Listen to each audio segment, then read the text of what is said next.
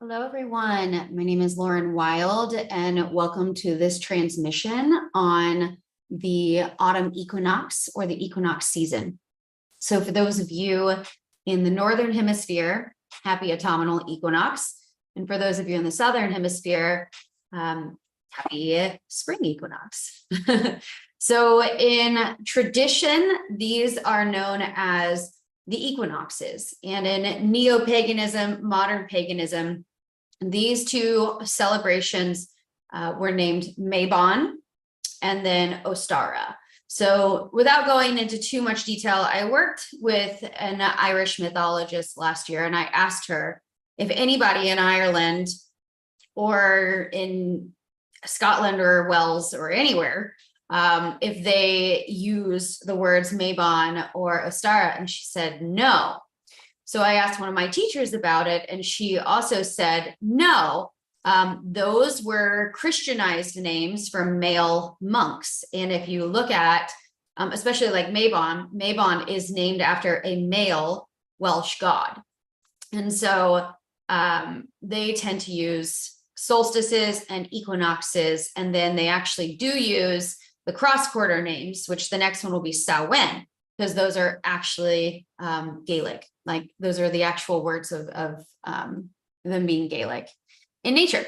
So a little fun fact I wanted to share there, but I tend to try to utilize those language pieces as well. So if you've never heard the equinox aspects and you've only heard like Mabon and Ostara, that's a little bit of why. The other reason is because I'm an astrologer. And so I'm very interested in the energetics of seasons shifting and changing for a multitude of other reasons other than it just being what I am spiritually associated with, which is paganism. So with all that being said, let's go ahead and dive into a little bit of the data points around the equinoxes and what they represent.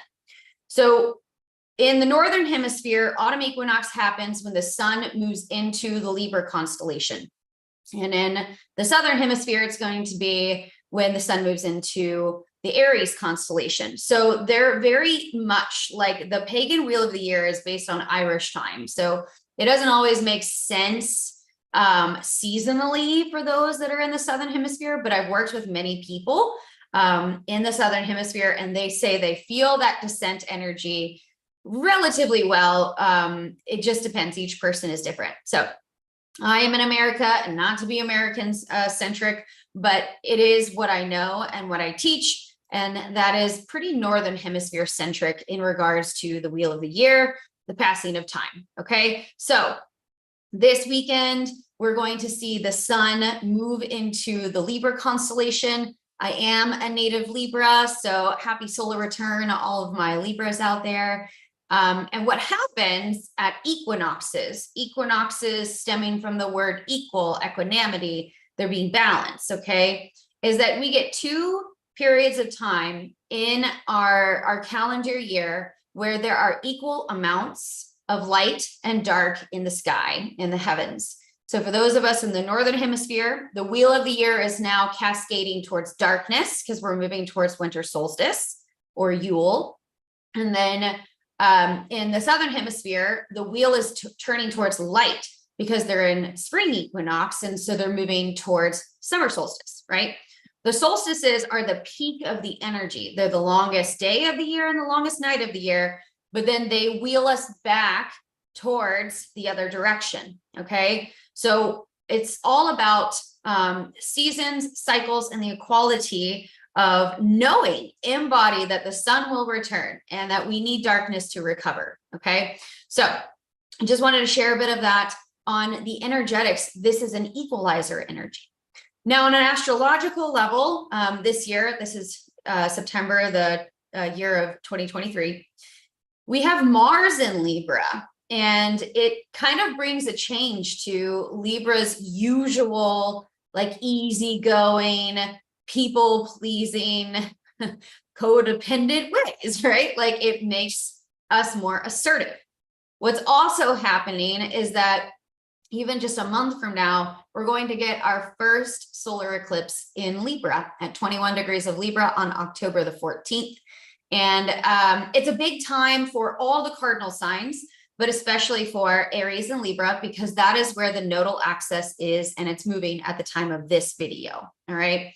So without it, being too specific, or this transmission, if you're listening on the podcast or if you're watching here in video, yay, hello, welcome. Either way that you're consuming this information, it is important to understand that there is a little bit more of the tipping of the scales in the direction of Libra this year.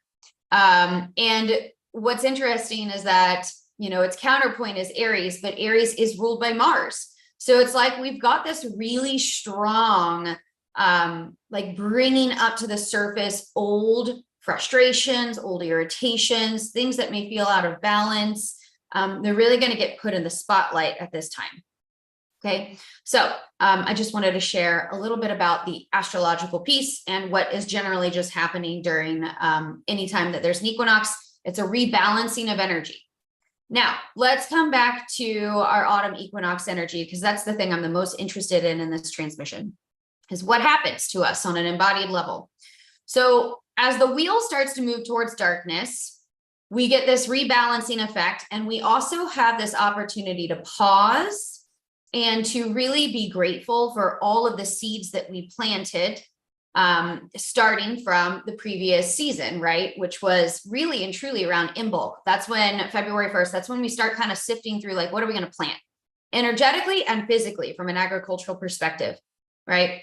Then we really start to prepare to be able to plant those seeds. By spring equinox, we're starting to have the energy and the light return. And then by Mabon, or sorry, not by Mabon, but by Beltane, which is May 1st, that's when we actually start to plant. That's when the agricultural year really kind of starts, at least in the Northern Hemisphere. And so we're really meant to look back and be grateful. We're meant to really make something of the fruit that we harvested. Okay, so let's think about that in some practical terms. It's like baking bread with the grains that you grew, putting fruit in the bread with the fruit that you grew. So it's very much about utilizing all of the things that you've put your energy into and that you have reaped the harvest of, and to be grateful for it. The other piece of it, though, is that gratitude and that grief of knowing that we're moving into the darker part of the year. And this is where the sun is shorter. We don't have as long of days. And it was very cold. Like our ancestors did not have convenience stores to go grab food any time of the year. What you grew is what you got. And this was a time period where, a lot of families would be preparing to make it through with very little. And also a time of potential grief where they may realize not everyone's going to survive this winter, and so Libra season is also a time of trying to right any wrongs that may have happened over the year, because ancestrally we needed each other literally to survive harsh seasons. And so this is a time when especially like neighbors and villages and family members would really try to work through their differences and their challenges to come back into connection, because Libra says, I connect. And it wants to bring peace and it wants to bring harmony. And so this is a powerful time for that. Libra also wants to communicate, so it can bring with it this energy to want to talk about things, to want to get on the same page, to want to find, a sense of equality or compromise in the situation, right? So whether or not that actually happens or not is another conversation. But that is what is very much, what was happening from an ancestral perspective. Okay. And like I said, it's very much about the balance of dark and light, within ourselves, within the earth, within time and seasons, and then also a time for reflection and gratitude. So it's time to take a moment on this equinox to reflect on the past year, to give gratitude for your blessings and set some intentions for the coming months. It's time to begin to start on an energetic level to move in and move into more of a contemplation and a sense of gratitude for all that the earth has provided. Okay. This is also a powerful time to start to prepare things like your candles. This is a time when many of our ancestors would actually start to prepare items that are necessary to get through the winter, and candles would be one of those. And so it's a powerful time if you do have candle magic in your practice, that you can start to even make candles. You know, I don't know if anybody like actually makes candles, but it is a powerful time in regards to fire. Okay, start getting into that energy. And then also connection to nature. So one of my favorite, most simple rituals that I do every year, and really and truly, like I started around Lunicid, which is August 1st, but that is I pick up a fallen leaf every day and I say something that I'm grateful for to it, and then I set it in a jar. So at this point, I've got a pretty good jar of like dead leaves on my altar. And on Samhain, which is the witch's new year and the end of the pagan wheel of the year before it restarts, I burn them all in a bonfire as gratitude, and I send it back to the ether. So if that's something you want to do, you can start practicing with that as well. But it's my favorite time of the year to walk. I love, love, love walking during the equinoxes because you can really see the change in nature every day, you know, and the leaves represent the falling, the dying, the nutrition that the soil needs, and this release energy, right? So it's a powerful time to connect to nature and to be like the trees and to let things go. You know, the dark time of the year is a time to really let things go, to connect to all of the different colors, and you know, like just be with what is going on, what is happening. All right.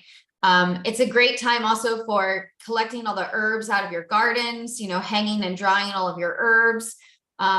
If you are a person that likes to make essential oil roll-ons or potions or medicines or salves, this is a great time to really start to work with your herbal apothecary and get that ready for the winter season as well. We tend to have a lot of like sickness as like the kids go back to school. So starting to like make your fire cider, your elderberry syrup, your, you know, like your chest salve, you know, when they have a cough, things like that, you know, it's a great time for that. Especially as we come to the end of Virgo season, which rules health in our daily routines. The other big thing is your altar decorations. So this is a powerful time to reset your altar and to really bring in things like colorful leaves, pine cones, acorns, starting to bring in things like apples, gourds, even like the sun and the moon. Those are like, you know, the light and the dark. So those are some powerful associations as well. And then making harvest corn dollies. So utilizing, you know, the ear of corn, like that big sheath that comes up, like the ear of corn is wrapped up in, and turning those into corn dollies. We call those like corn husk dolls, and they can be used as altar decorations and eventually offerings when we get over to spring equinox. I always leave my corn dolly that I allow to sit on my hearth altar as an offering to my mother tree, or I put it in like my my herbal garden that I grow every year. So the other thing is wreath making. Like you can make protective wreaths. You can put like a pentagram on it, or different runes or ogams or sigils or anything like that, but making big wreaths that, you know, symbolize like things like leaves and browns and yellows and reds and golds, because those are very closely associated with autumn equinox. Like I said, candle magic, divination tools. This is a powerful time to really start to shift and lean into your divination. I consider autumn equinox to winter solstice to be the best time of the year to do divination and mediumship work. So if you've been wanting to, like, you know, buy a set of runes, this is a great time to decide, or even to make them, you know, to go look for the stones and a paint pen and make your own runes or ogams. But this is a powerful time to kind of like cleanse those, clear them, reset them, and start a daily oracle / journaling practice. It's a really wonderful time of the year for that.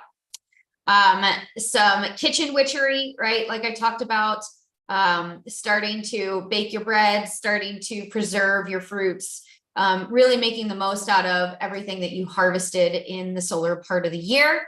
And then like starting to bring your kids into things, you know, like that hearthcraft energy, telling them stories, letting them help you with candles, letting them help you in the kitchen. making the wreaths, doing the corn dollies. My kids love to do the corn dollies, things like that. Like it's a time of going indoors. Like we're starting our journey indoors and inside. We're not quite there yet until Samhain, really, which is October 31st, in regards to the pagan wheel of the year and the energetics. But it is like this time of like preparation and gratitude for the last, waning kind of pieces of the sun. Okay.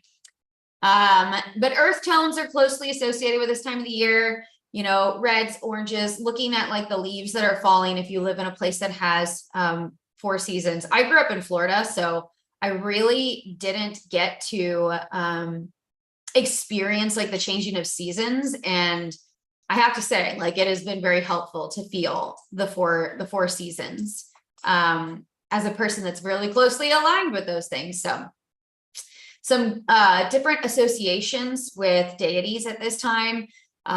One is definitely Demeter. So she's also known as Seers, and she is the mother of Persephone. She is associated with grains and agriculture. She's very, very associated with the changing of seasons. And most people know her because of her daughter being abducted by Hades, who's known as Persephone. So Demeter and Persephone have a lot of power at this time of the year to understand their myths and to understand their purposes. Another would be Epona, another Greek goddess. She's a goddess of horses and fertility and abundance. And so like she's a powerful goddess to invoke as well. Mabon, which is actually a Welsh god. That is who this aspect was named after. That is another one to begin to work with if you have any Welsh, ancestry in you. Isis, the Egyptian goddess of magic and rebirth. This is a powerful time to work with her as well. And then of course, Persephone. My personal favorite, I love to work with Inanna at this time of the year. I very closely associate autumn equinox with descent work and the heroine or the hero's journey. And this is where, we really descend into the shadows to find ourselves, especially, at that peak being Samhain down there, being the underworld. So I'm really personally very closely associated with Inanna in regards to this time of the year. So I hope that this has been helpful in regards to your craft and your practice.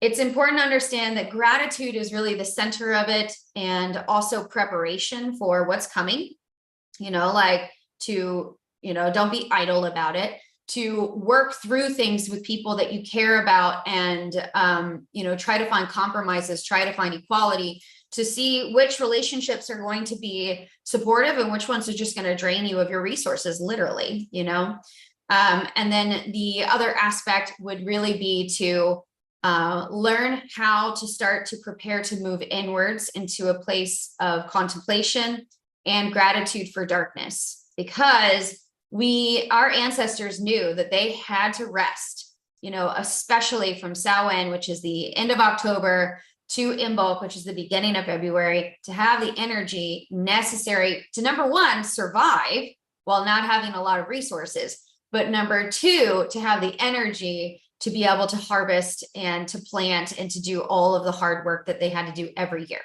So let this be a year of rest and repair, and a time to be grateful for everything that you have already harvested, but also to take some time to contemplate on what it is that you want to cultivate in the next season of light. All right, my friends, I hope this was helpful for you. If you are at all interested in working with me or getting a reading with me, you'll see the link in the bio.